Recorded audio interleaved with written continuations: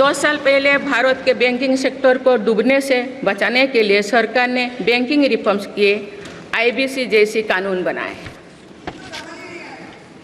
आज इन्हीं रिफॉर्म्स ने भारत के बैंकिंग सेक्टर को दुनिया के सबसे मजबूत बैंकिंग सेक्टर में से एक बना लिया है।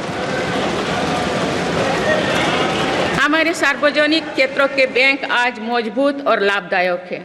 सार्वजनिक क्षेत्रों के बैंकों के लाभ 2023-24 में 1.4 लाख करोड़ रुपये को पार कर गया, जो पिछले वर्षों की तुलना में 35% अधिक है। हमारे बैंकों की मजबूती उन्हें ऋण आधार का विस्तार करने और राष्ट्र के आर्थिक विकास में योगदान करने के लिए सक्षम बनाती है। सरकारी बैंकों का एनपीए भी लगातार कम हो रही है। आज एसबीआई रिकॉर्ड मुनाफे पर है।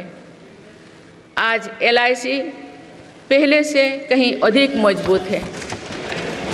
आज एचएएल भी देश की डिफेंस इंडस्ट्री को ताकत दे रही है। आज जीएसटी भारत की इकोनॉमी को फॉर्मलाइज करने का, व्यापार कारोबार को आसान बनाने का माध्यम बना रहे हैं। अप्रैल महीने में पहली बार जीएसटी कलेक्शन ने 2 लाख करोड़ रुपये का स्तर पार कर गया है।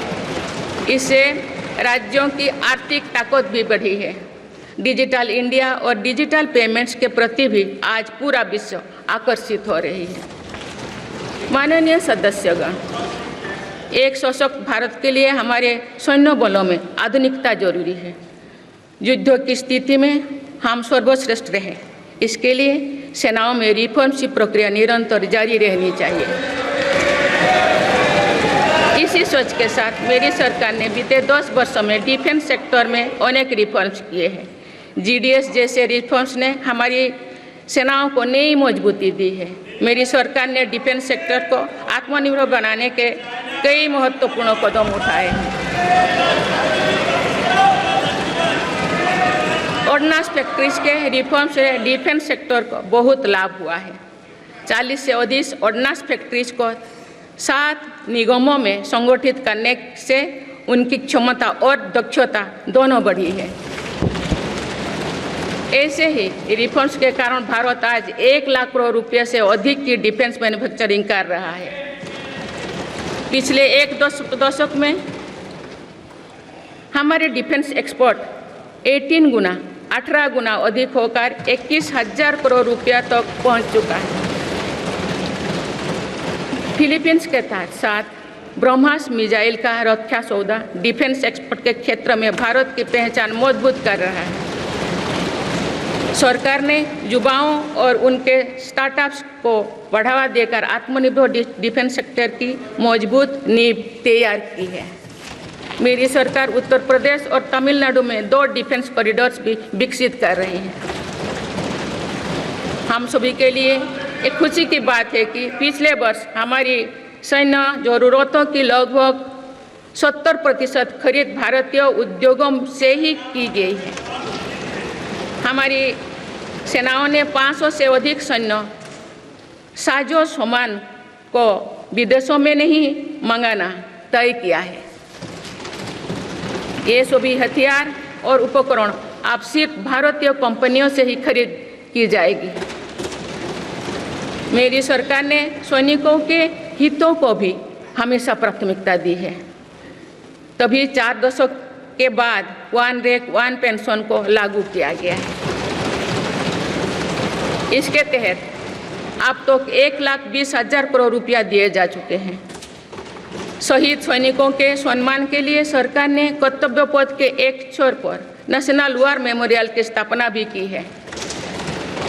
ये प्रयास केवल वीर जवानों के प्रति कृतज्ञ राष्ट्र का नमन ही नहीं है, बल्कि राष्ट्र प्रथम की अनवरत प्रेरणा का स्रोत भी है।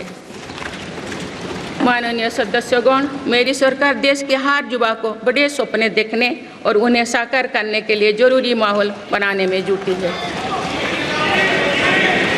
बीते 10 वर्षों में ऐसे हर अवरोध को हटाया गया है जिसके कारण युवाओं को परेशानी थी।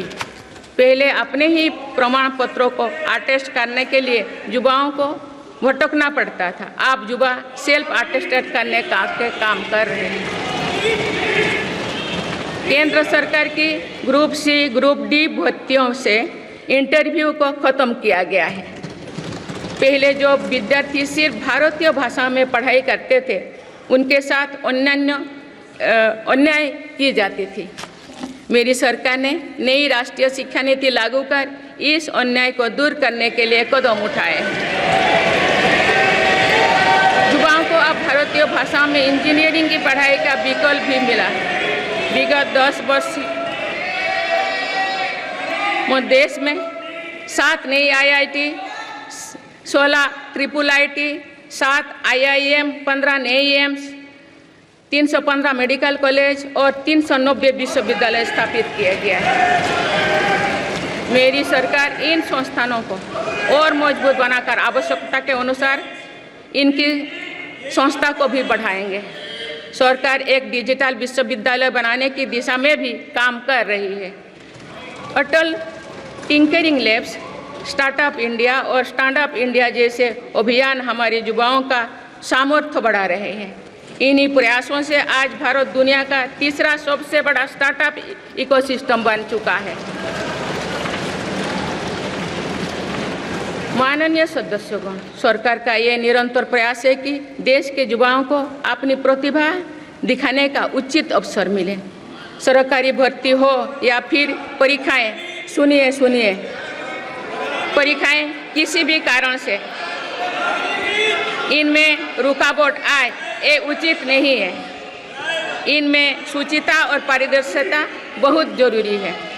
हाल ही में कुछ परीक्षाओं में हुई पेपर लीक की घटनाओं की निष्पक्ष जांच और दोषियों को कड़ी से कड़ी सजा दिलवाने के लिए मेरी सरकार प्रतिबद्ध है। इससे पहले भी हमने देखा है कि कई राज्यों में पेपर लीक की घटनाएं होती रही है। इस पर दलीय राजनीति से ऊपर उठकर देशव्यापी ठोस उपाय करने की जरूरत है।